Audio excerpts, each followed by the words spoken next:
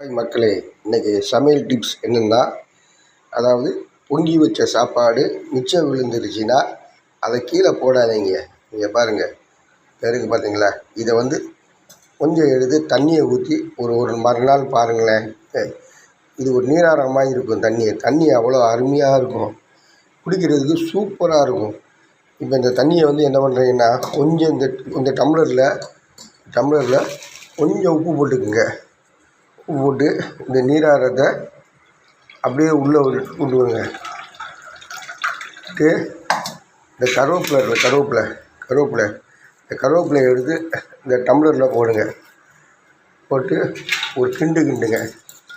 அந்த நீராரம் அவ்வளோ அருமையாக இருக்கும். அந்த சோத்து தண்ணி